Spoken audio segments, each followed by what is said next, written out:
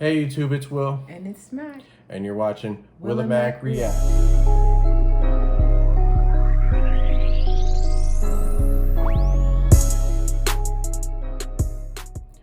Alright, welcome back for another reaction video.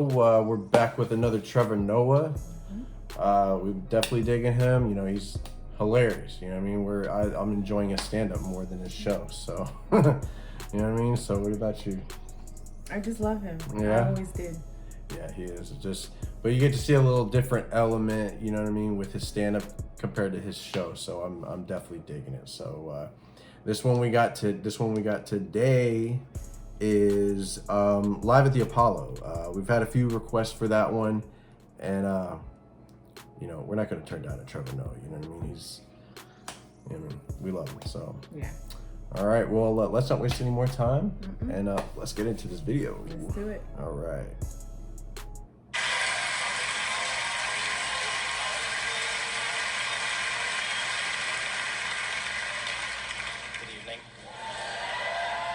I grew up in South Africa. That's where I still live. I enjoy it. Grew up there during a time known as apartheid. For those who don't know, apartheid was a law in our country that made it illegal for black and white people to interact with one another. You know, this was against the law. And so this world was awkward for me growing up because I grew up in a mixed family. Well, with me being the mixed one in the family. My mother's a black woman, Xhosa woman, born in South Africa. That's one of the languages with the clicks, Xhosa. So a black woman. And then my father's Swiss. But they didn't care, you know, they were mavericks, fighting the system. My mom was arrested for being with my dad. She would get fined, she would get thrown into prison for the weekend, but still she'd come back and she's like, woo, I don't care, woo, come tell me who to love, I want a white man, woo. Crazy, my mom, it was crazy, you know. And my dad was also like, well, you know how the Swiss love chocolate, so he was...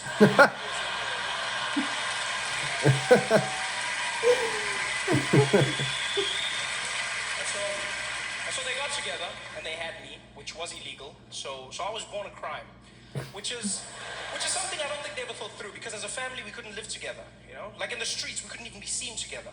My father would have to walk on the other side of the road and he could just wave at me from far, like a creepy pedophile. Like a pedophile, I didn't have to say creepy, like a pedophile. Because creepy implies there's some other sort of pedophile. There isn't. There's no classy pedophile. There's no need. They're like, afternoon, ladies, afternoon. No, just browsing. See, no, the pedophile. My mom could walk with me. But if the police showed up, she'd have to let go of my hand and drop me and act like I wasn't hers. Every single time. Because we weren't supposed to exist as a family. So my mom would let go. It was like a little game we played. Police would show up like, woo! She'd be like, woo, oh, I don't know. No, it's not mine. Oh, no, I don't know. It was horrible for me. I felt like a bag of weed. It was a tough time. The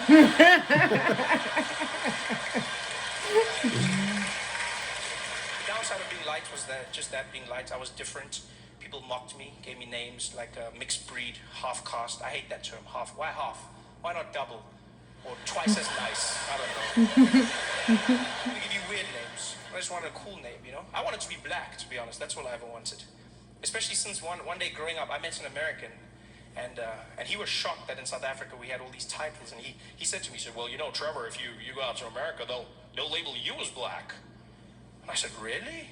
He was like, oh, hell yeah. Yeah, buddy, everybody's black out there, yeah. You'd be super black. Sounds good to me, super black. And I made a choice. Like, first chance I get, I go out to America. I'm gonna get a piece of that black. And I did, boarded a flight. It was an 18-hour journey, Johannesburg to New York. I didn't sleep a wink. I just sat there in my chair like a madman, watching every single black American movie I could find. Just sitting there going crazy, practicing like, yeah. You know what I mean, yeah. King Kong ain't got shit on me. Yeah, sorry? Oh, the chicken, please, the chicken. Thank you. Yeah, put it in your mouth, yeah. 18 hours of flying, 18 hours of practice. I landed in New York and I was fluent in my black American. For shizzle my nizzle. Everything. I had to walk, I had to talk. I was so black, I was even laughing. I was like, ha, ha, ha. Oh, my man. Oh, this you? Ha, ha.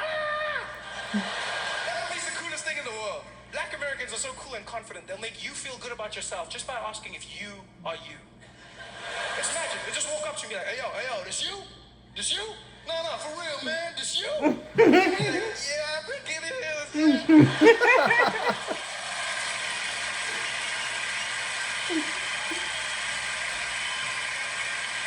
And I was that black. I was super black. I was loving it. Until this guy walked up to me out of nowhere, didn't even know me. Tapped me on the shoulder in the airport. He's like, ¿Qué? Paisano, ¿qué pasó, güey? Que lo de que sí, lo que no, no. Papi, ya llegamos. I said, what? You talking to me? I said, yeah, I'm talking to you, man. I'm just saying, we made it, baby. We made it, eh? Now that we're here, our time, we gotta stick together, hombre. Fine. 18 hours of flying and I wasn't black. I was Mexican.